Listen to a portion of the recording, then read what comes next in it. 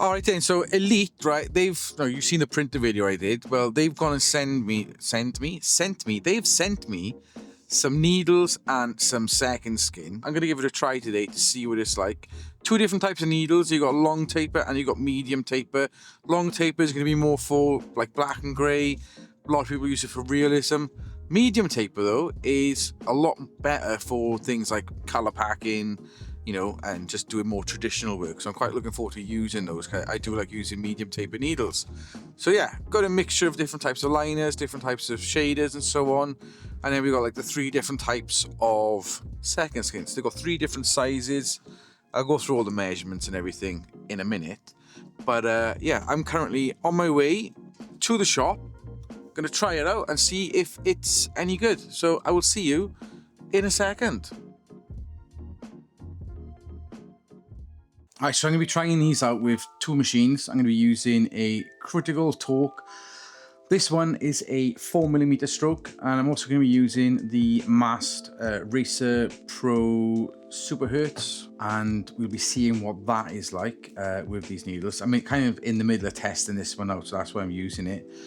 But that's what we're going to be doing today. And I think with this one, because this is going to be a more of a solid colour piece, I'm going to go for the medium taper needles, just for the mags, and then I'll try all the different liners that they've got as well. So let's just see what we've got. So we've got a 5 round shader, so that'll be one that we'll use. And I'll get that out as well.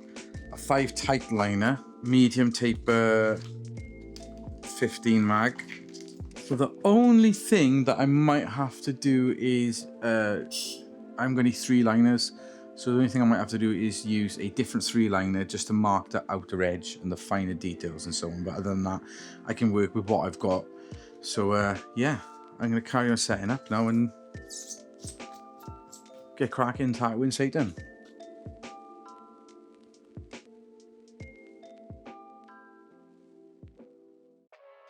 Right then, so I'm about to start. Stencil's dry. And that's a round shader. So I'm going to start off with a 5 tight liner, and you can see what this is like straight away. I like doing these, you know, first time using something, and then you guys seeing if it's any good or not with me.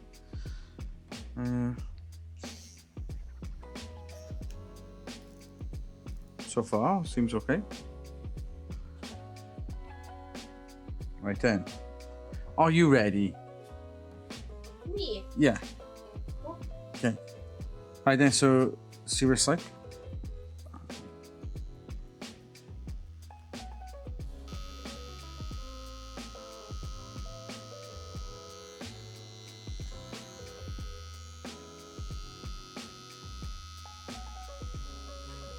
First impressions lying in with it. It doesn't seem that bad, to be fair. It seems pretty much the same as what you'd expect from other liners that are available.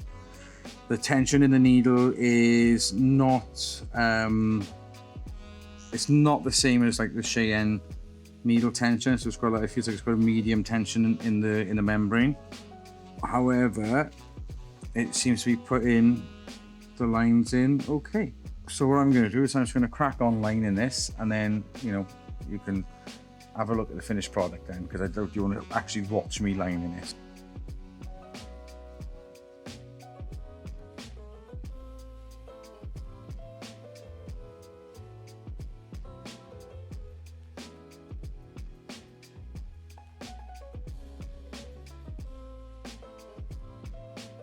Alright, here we go. This is us done and dusted. This is the finished piece. Satan from South Park. So some of this was tattooed with a 4.2mm mast. Some of it was tattooed with a 4mm critical torque. And then I also banged a 3.5mm on it as well. It's turned out pretty okay. Oh, the colour seems to be in there solid. Yeah, so tattoo's done. I'm going to use this now to heal it. Well, a dressing on. We'll have a butcher's to see what it's like. So first thing I'm going to say, I think you need a slit down there to make it easier to take out.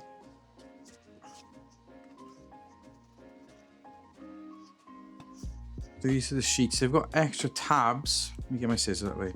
So the sheets have got like extra tabs than you'd have normally. Normally it's like one in the middle and you peel it out like a plaster. And you've got extra tabs on the inside of it as well. So there we go. Now I don't know about you, but with this stuff, I always curve the edges to stop it from peeling up. Yeah. That's ready to rock and roll now. All right, so one of the things I've always been told by the manufacturers of this stuff is you need to change it every 24 hours. So the best way I find to do it is clean it all down. I apply a little bit of cream just to the tattoo area, make sure everything else around it is dry, and then put the dressing on. And after 24 hours, change it, because you do not want to have an ink sac. You don't want that fluid to be in there for days, because that could cause infection. And that's been told to me by medical professionals and the manufacturers that make these films for the companies. Okay, so I tend to just kind of loosen up them bits. I don't know what I feel about having the extra. It just seems like there's more bits. I'd rather it just be, less complicated. Do you know what I mean? Right, so get your first bits. Find that one. Fucking tidy. Goes on nice, that does. It's the matte, quite a thin matte kind of feel to it as well. All right, that's the film on. You can barely see it, but it's kind of a matte effect. It's a matte effect. It's a matte film, not a matte effect. Fucking hell. It goes on nice. It is there. And what I normally do is put that on and give the clients like a couple of sheets to take home with, and they can change it every 24 hours then. All right then, so it's been a couple of weeks now since we've done the tattoo of Satan, and I wanted to kind of give you some feedback on the needles and the aftercare film that we use from Elite. I'm going to be referring to my tattoo over there. But one thing I want to touch on is with the liners. So the overall using of the cartridges, I feel like the cartridges have got a very soft tension membrane. One thing I noticed is dependent on the stroke length that you use, you'd get a lot more like spittiness, or the ink flow is a little bit too inconsistent, if that makes sense. It's like, the longer the stroke, the more ink was just pouring out. The shorter the stroke, the less or the more consistent the ink flow was. So looking at the tattoo, the line work itself was, I'm happy with how it's healed. We used the Type 5 liner to do that, but we ended up kind of double lining some bits. Now, with the line work itself, what I did notice is that I ended up having to kind of slow myself down. It really slowed me down. So what would normally, I'd be able to line really, really quickly, depending on using needles that I normally use. That took a little bit longer. I'm assuming that with time and when you get accustomed to using the cartridges, your line work is probably going to speed up, and especially when you're using it with, depending on, like, you get the right machine kind of to use it with and so on. But yeah, as for healing, I'm really happy with how it's healed. Now, when it comes to colouring the overall piece, I started from there across, I can't remember. But what I do know is I started, like, all the black was done with a round shader, and that was done with a 4.2mm stroke machine. The reds on the legs were also done with a 4.2mm. Then I dropped it down to a 4mm, and then as I come across, I dropped me down to like a 3.5mm critical torque. And if you look at it, generally the consistency of the red, it's packed in fairly nice. There are a couple of blotches, and I will get back to you on that in a second. But like overall, when the tattoo was fresh, it looked mint. It looked flat. It looked like a sticker, and everything was in there. And like, where it's healed nice, it has healed really nice, like, in certain areas. So yeah, using the needles, really happy with how the tattoo turned out. Yes, it slowed me down a little bit, and yes, it'll take some adjusting before using that. But yeah, I'm happy with how it's turned out, to be honest. And so yeah, I know I got no problems using it. I think as a needle cartridges, I think they're a really good kind of budget-friendly alternative. These days, a lot of the needles they all come from the same place. You know what I mean? It's like it's only a handful of factories that make all the different cartridges and the needles and so on. So a lot of them are all going to be the same, and they're going to have slight variations in the membrane tension and so on. But these ones, perfectly acceptable to tattoo with. I've done quite a few tattoos with them, other than this one by here, and they've all been fine. Now, when it comes to healing the tattoo and using the second skin that I was supplied, that's where we had a bit of an issue. So I found it went on nice when we used it with a glide that was petroleum based, and it kept that residue on the skin. It's very, very sticky, so you do have to jump in the shower to heat it, and then it'll come off, but it does leave a residue on the skin. Day 1 it was fine, and I think like day 2 it was still okay. At that point we swapped over to a glide, like a processed butter, not a petroleum based, so like a shea butter based kind of product. So whilst it was still kind of like weeping, as you will find on day 2 of a tattoo, I found that it didn't stick to the skin, and it was perfectly fine. Day 3 is where we really had a problem. So if you look at the purple there, that purple seal's fine, and then there's a big chunk of purple missing there, and it looks like there's a couple of other pieces that are missing from the tattoo. The particular glide that was used, the one that is a butter based glide, it absorbs into the skin. So what you'll find is, where petroleum based glides will stay on the skin, and it will create a barrier so the glue itself doesn't stick to the tattoo, which makes it easier to take off. The butter based glides absorbed into the skin, and then when it come to changing it, what we ended up noticing is it basically, all that section there just pulled out, and that bit there. So for me, I think you've got to be quite careful with what you're using with it. I feel like the glue, maybe the glue is too much glue, or the glue's too sticky, I don't know. But definitely a combination of using the wrong glide and well, I suppose it's just using the wrong glide is what's caused that. But what we found is then, it's like once that was done, we ended up healing it with bepanthen, and it's got to where it is now. Still a little bit of silver skin on there, but it won't be long I'll be able to kind of like touch that up. There we go. That is the tattoo. As you can see, there was a little bit of an issue with the healing, and a little touch up, happy days. It's one of those things where certain processed butters and certain glides react differently with the film. Doesn't mean it's good or bad, you know what I mean? It's one of them things, and some people like it, some people don't. Personally, it makes no difference to me. The way I recommend people to use it, it shouldn't have that issue. Obviously it's only happened because, you know, of the butter, like, let's say. But the needles and the film, obviously pricing is important. Give me a second and I will go through it with you now.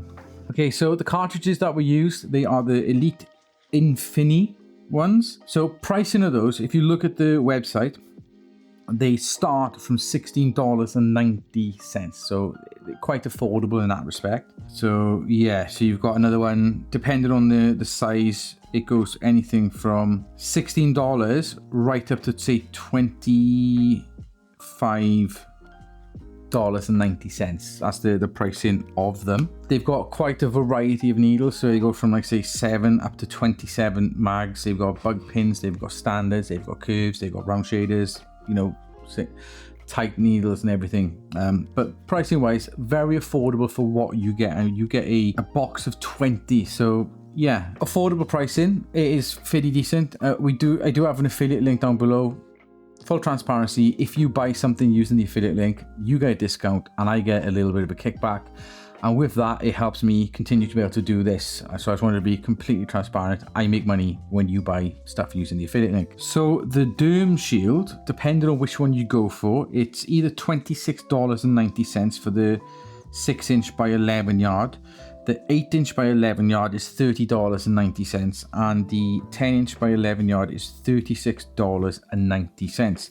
I think in situations like this, like it'd probably be better just to get the bigger one and then just cut it to size. You can, like, I always cut them however I want them, but again, the pricing is probably quite in line with everyone else. I wouldn't say it's, you know, amazingly cheap or what. It's just the standard price that you would pay for something like this. Generally, the stuff from Elite that I've tried so far has been for, say, budget-friendly tattooists. It's been okay. Like the printer that I had from them, I've been using that since November last year. I've charged it twice, maybe 3 times now. I think it's due its 3rd charge now. We've been using that daily in the shop and it's been fantastic. You know, I've got other printers that I'm in the process of testing, but you know, it just does the job. Like, do you mean? Printer's a printer, and I'm still quite shocked that how it's outperformed the Brother printers, which is something that I used for years. I'm not sure if I've covered everything in this video. I hope I have given you an insight to what these needles are like to use. It's a tough one when you review certain products, because aftercare films and needles, a needle is a needle at the end of the day. Some are good, some are bad, and I've always found that with certain brands, like you'll have some brands will make better liners than shaders and so on, but it's one of those things where if you're a walk-in shop and you just want to do some trad work, or you're just doing some bangers, it's probably better to do it with the affordable needles, especially if you're pumping out shitload of work, and then keep the high-end needles for when you're doing that really refined work then. But yeah, there we go. I hope this video has been entertaining for you. I hope you enjoyed watching it. If you have, hit like, hit subscribe and all that stuff to keep up to date with everything I'm doing. I appreciate it. Helps the channel grow, allows me to bring content to you and all the other YouTube nonsense. But yeah, if you've got any questions, just let me know and I'll try and answer them for you. So catch you later.